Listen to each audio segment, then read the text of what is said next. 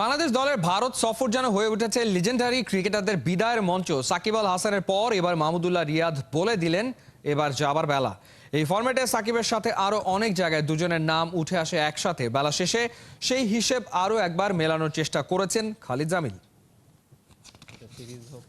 Event হোক সবসময় special. যখন জার্সিটা পরি বা জার্সিটা নতুন জার্সি পাই, it always feel really good. লাল সবুজের টাইগার জার্সিটার এমনই নেশা, তাই তো যতদিন পারফর্ম করতে পারবেন মায়ার এই জাল ছিন্ন করতে চাননি।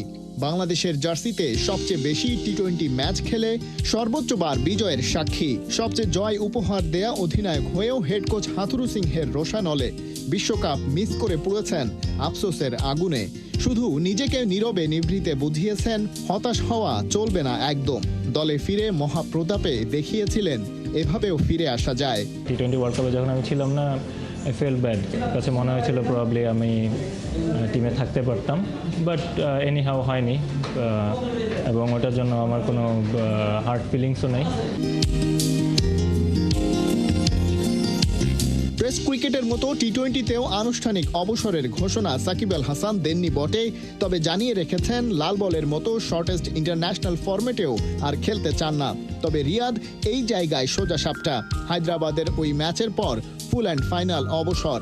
এই শেষের আর শেষ কথা বলে কিছু নেই।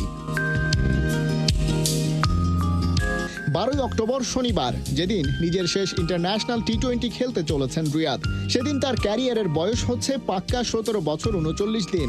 বিশ্ব ক্রিকেটে সেই হিসেবে তিনি পিছিয়ে থাকবেন কেবল টিমমেট সাকিব আর জিম্বাবুয়ের শন উইলিয়ামসের চেয়ে। সবচেয়ে বেশি আন্তর্জাতিক টি-20 ম্যাচের হিসেবে রিয়াদ বিশ্বে চতুর্থ। ভারতের রোহিত শর্মা, আয়ারল্যান্ডের পল স্টার্লিং আর জর্জ ডকরেল তার চেয়ে এগিয়ে আছেন কেবল। ভারত সফরের 2 ম্যাচেই বাংলাদেশের একাদশে রিয়াদ থাকলে ছুঁয়ে ফেলবেন ডকরেলকে। সেক্ষেত্রে তিনি হবেন যৌথভাবে তৃতীয় সর্বোচ্চ টি-20 ম্যাচ খেলা ক্রিকেটার।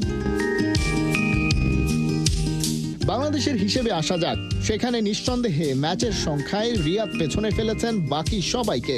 সাকিবের ক্যারিয়ার সময়ের হিসেবে তার চেয়ে দীর্ঘ হলেও ম্যাচের সংখ্যায় এগিয়ে আছেন সাইলেন্ট কিলার। বিশ্বসেরা অলরাউন্ডারের আর টি-20 খেলার সম্ভাবনা নেই, তবে রিয়াদকে এই তালিকায় ছাপিয়ে যাওয়ার ক্ষেত্রে এগিয়ে আছেন মোস্তাফিজুর রহমান আর লিটন দাস।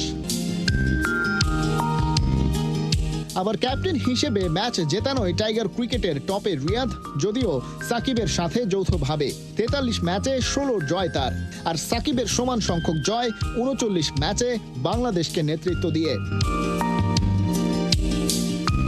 হিসেবের দুটো খাতাই বন্ধ হতে চলেছে। অবসরের সিঁড়ি বেয়ে ওরা হাত নাড়তে শুরু করেছেন বিদায় বলতে।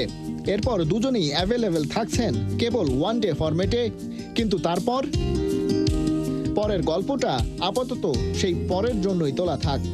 খালিদ জামিল, 71।